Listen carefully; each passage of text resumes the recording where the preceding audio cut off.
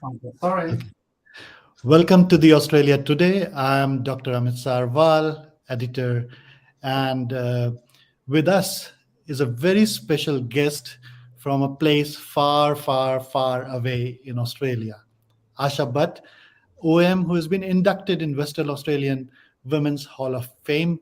Asha leads the award-winning regional Southern Aboriginal Corporation (SAC), which provides services and programs that addresses the Noongar people's needs and aspirations. And also with us today is Jitarth Bharadwaj, editor-in-chief of the Australia Today. Welcome, Asha. Welcome to the Australia Today. Thanks for having me. Now, one of the key questions that would, comes to the mind immediately is an Indian woman leading an Aboriginal women corporation or Southern Aboriginal corporation, not just women, the Aboriginal corporation. How did that happen? Well, it is such an unusual situation, as you can understand, Indian migrant women leading an Aboriginal corporation. I migrated to Australia in 2004 and landed in Sydney and then went to Adelaide in South Australia. I basically followed my husband who kept changing the job. And in 2008, we migrated to Albany. And I saw a job in finance officer position, which I applied. I didn't know much about Aboriginal people by then, but it gave me an opportunity to go into the Aboriginal corporation, understand their culture, understand the trauma they have, and I just grew within the organization. I was offered a finance officer position as I completed my master's of business accounting. And then when my organization was in financial crisis in 2008, they recruited me as a CEO. And today I have taken the organization to the next level, and I'm pretty proud of my achievement so far. And I could say that, there could be very few Indian people who are leading the Aboriginal corporation. It is not easy at all. It has got its own challenges. Yeah. Now, what I gather from your bio note and the story is that you have worked across almost all levels within this organization, from grassroots through senior management as CEO, uh, while working, say, as an employee of the organization and now CEO. Do you see some changes happened within you as a person and as a leader? Definitely. As an employee, it is pretty easy because you're not doing difficult decision. So you can be really nice to everybody. But as a CEO of the organization, as a leader, you have to make difficult decision. You got to have, like difficult conversation with people, and it's not easy. So it was a big learning curve for me in terms of building my leadership. But I was able to tap into many leadership training. I was in Chicago in 2017 through the Global Ambassador Program, and I was one of the 11 women leaders representing the globe, and one only woman from Australia. So I learned a lot of leadership lessons. It's about building your brand. It's about having difficult conversation with people. It's about how to manage your stress. It's about taking self-care, which are all very important. As a leader, it can be really very lonely. You can't confide with everybody. You can't have friendship with people. You can be friend, but you have to have some difficult conversation.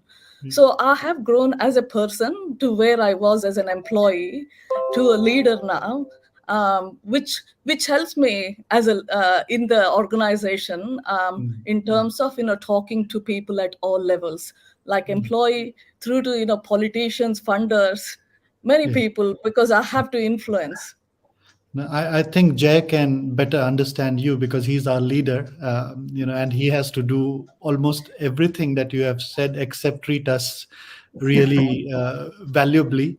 But that's something I think Jitat would agree too, that if you have been working, say particularly, it's working in any other sector and as opposed to working in Indigenous affairs, say for the last 15 years as you have been, is a very tough task to begin with, because it's actually not working with a business culture, but a whole national culture in its own way. So, do you think that whatever you learned at the business school was all theoretical, and then you have to be very practical when you started as a CEO? Absolutely. It's not about the business, it's about the culture, it's about the people too. Like you had to understand, I have a very diverse workforce.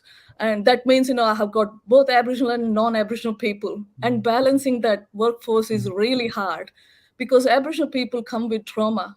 So you have to deal in a different way. It's not easy at all.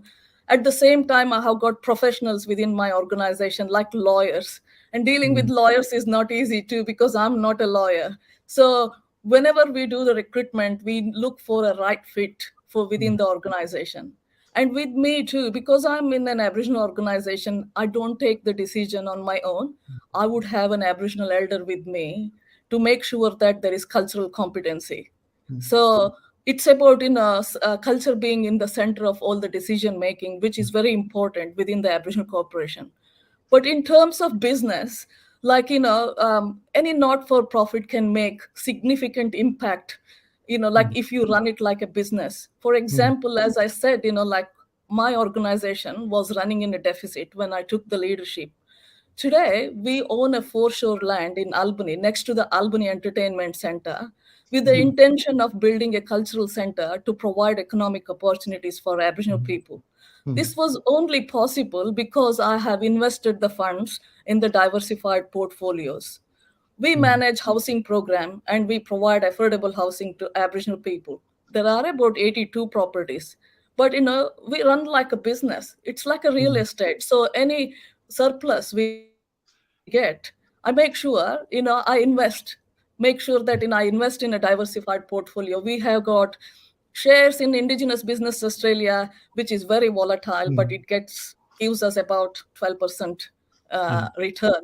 So we also have some like a secure mm, like fixed term deposit and those sort of things. mm, So this is about making sure you have the mm. long term sustainability Yeah. within the not for profit organization.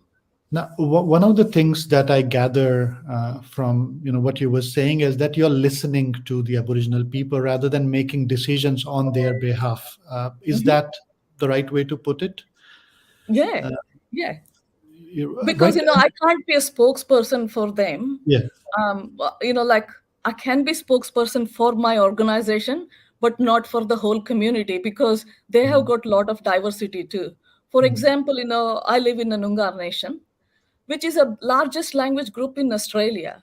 So the mm, Noongar nation, within the Noongar nation, there are different tribes too.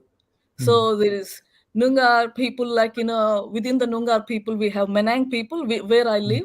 In Perth, they're Wajak people. So there is a lot of diversity too. So yeah. not one group can make a decision on behalf of the other. So it Now, is required that you have to yeah. do consultation wherever you go and make Now, sure that you have an Aboriginal person in the decision yeah. making. So the Now, listening is very important. yeah. Now, Asha, you come from Karnataka, right? So, and India. India itself is a cultural, multi-dimensional country, multilingual country. Um, it must have taken you ages through schooling to understand the diversity of India. And now, for the past 15 years, you're dealing with the Aboriginal culture and nation languages. How long did it take you to actually understand, or is it still going on? The understanding is still going on. Yeah, it is never ending. When we stop learning, we become old pretty much, when we stop learning. So to me, like, it's an ongoing effort. You can Mm, never say that you fully understand any culture, right? mm, I don't know, like, completely North Indian culture too. I mm, can't say I know everything within mm, India. So mm. the what I wanted to say is that we have some sort of uh, Commonalities. commonalities. Right, Yes. that's right. It's about the family values. Yes. It's about understanding the negotiation, the informal ways of dealing too. Mm, Because when we work with Aboriginal people, we sit around, have a chat, have a yarn, mm. like we have cup of tea and those sort of Yeah. things. And sometime, when they turn up late or when I turn up Yeah. late to appointments, we say, we come at Noongar time, like we do with Yeah. Indian time. So there are commonalities, Yeah. which has helped me in for integrating into adapting into the culture as such. Yeah. Now, I remember meeting Auntie Jackie Huggins in India when a group of Aboriginal, scholars came, writers came to India for an Australian Studies conference, and one of the things um, I've been dealing with Australian scholars, and one of the things we used to do was handshake, right, with the non-Aboriginal scholars. But many people don't know that Aboriginal community members do not do the handshake; they do the jappi, the hugging. Hmm. And here was a very well-known Australian Aboriginal writer, and she was hugging, everyone who was saying hello to her, scholars, teachers, no matter what the age. She had no qualms about it. She was talking with everyone. And when one of my friends, who's a historian, a White House Anglo-Australian historian, she came to meet my mother, and my mother also gave her a big hug. Yeah. Right. So that's Hmm. that's something. The warmth uh, Hmm. the people bring in is has Hmm. been very much the factor that breaks the ice in Hmm. terms of getting connections. When you look back 15 years and you had to make the decision to move to, say, Albany, Western Australia, Perth, near Perth, and you were doing business school, you Yeah. completed your business school in Australia. Do you have any idea that this is the kind of work that awaits you in future? Because business school aspirations are very different than CEO of Microsoft would have been a game changer for you. Well, to me, like I grew up in India, I saw a lot of inequality. Mm, And then, I wanted to do something. And I was always kind and compassionate. I have a degree, my postgraduate degree in mathematics. I used to be a mathematics high school teacher, and mm, it is totally different. I wanted to do something in numbers, and so I joined as in the finance. But mm, the numbers don't equate to anything unless it makes sense. mm, Because my nature itself is kind and compassionate. I think I have landed in a good job because I have never looked back. mm, So my business background, my mathematics background mm, does help me as a CEO, because I go to many meetings where I'm sit people like display like profit and loss and balance mm, sheet and all. They think I'm just the CEO, but I have a deep understanding of finance too. So it mm, has helped me significantly. And working in not for profit sector has helped me to gain a lot of knowledge which I can use, contribute back to my mob itself, my mob, if I go back and yeah, open a charity. exactly. And Yeah. it's not just about paid job for me. I'm Mm, also a WA team leader yeah. for Share the Dignity, which is a national charity Mm, which fights to end period poverty. mm, So I'm giving back to the community too. So it's not just about paid job for me. I'm very, very passionate about not mm, for profit, their longevity, like in yeah. terms of financial sustainability, and to put back into the community and Mm. put back into disadvantaged women and girls. Jitat. Definitely. It's so fascinating story. But you have been awarded with Citizen of the Year Award, Business Woman Award. You are OAM. Now you are in Hall of Fames for Western Australia, Women's Hall of Fame. What does it actually mean for Asha Bhat? How does she see it as a person? If I ask, what does it mean for you, Asha? It just been it validates that I'm on the right path. And also it gives hope for migrant women and migrant people and disadvantaged people Mm, too, that they too can be successful. And I think I want to see more diverse people in this sort of platform, getting that recognition which gives confidence to all the migrant people. And mm, it's not easy, as you may know, that we go through a yeah. lot of bias Mm, and stereotypic behavior. And therefore I get involved in every committees, and mm, not for profit, to have that conversation. It's very difficult to be in the regional area. Not many people might have gone out of the country, not know about what we are capable of. To me, mm. that I'm on the right path, and it gives me a standard to go forward and to do more for the community. Well, probably I and you both started our journey in South Australia, and I had a lot of warmth from Aboriginal people there in Adelaide. And the first time I learned about Aboriginal people was through a movie called Rabbit Fence. Uh, and it was overwhelming to watch this. And I gradually learned a lot. Now, because of how I look, um, uh, it was a kind of natural connect, and most people used to ask me, so which country you have come from? So I have to tell, no, I come from India. And they used to look for 30 seconds to me and they say, okay. So have you had some fascinating encounters like that? Yeah, of course, because when they look at me, I see similar people like me, but when I open my mouth, I've got thick Indian accent, so they would know me. If I don't say anything, I can be said that I'm part of them. But I'm very proud of my identity, where I come from. You touched base about rabbit proof fence, which I have seen, and Yeah. Southern Aboriginal Corporation owns a couple of missions where kids were taken into. So Mm, we take our staff to those mm, ex-mission and get the ex-mission member to talk about the stolen generation, the mm, impact of stolen generation and intergenerational trauma, because we deal with people who are impacted by family domestic violence and many other issues where we could see people are impacted by stolen generation too. So it is important for us in our work to understand about that. But I am very proud of my Indian heritage. I must say that and proud of my identity. Okay, another one. Now you have said you are very proud of Indian heritage. A lot of Indian and Aboriginal collaboration is happening these days.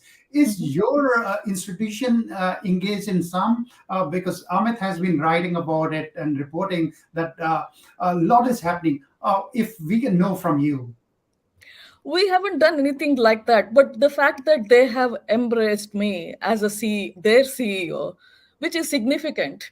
Mm, I have also got Indian finance manager who works with me. He's a chartered accountant too. So the fact that they have got two key people within their organization, and I've been there for last 15 years, that is significant to me. But we are looking at some exchange in terms of art and culture, but I don't know where to go from here, and it would be really good, if I get some connection, and then I can progress in that direction too.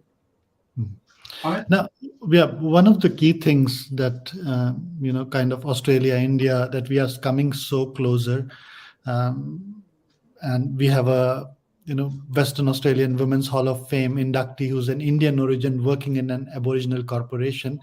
Uh, I'm very keen to know, because you started as a business school student, graduate, volunteer with SAC, and now CEO. What's the next for Asha Bhat? Are you thinking of, because one of the things that Jay and me and Pallavi, who's our co-founder, have clearly noticed that we do not have the voice for the migrants in the parliament. So we when we talk about the voice, we obviously think of the Aboriginal people, but we also think of the migrant women, especially like you, not just any migrant. So are you planning uh, uh, to someday join politics? And I get have into I've heard politics. few I've Yeah. heard few people chatting to me about that, but I'm still thinking about it.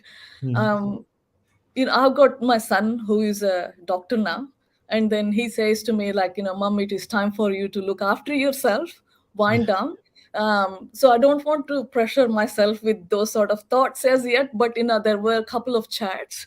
I'm going to have a deep thinking about that, and also have conversation with my family to see where I can progress next. But for such moment, I've got a couple of projects within Southern Aboriginal Corporation. One being, developing a cultural centers. I'm focusing on that now, and from there, I have to think what would be my next step. Great. Asha, once again, congratulations from the team Australia Today for being inducted into Western Australia's Women Hall of Fame.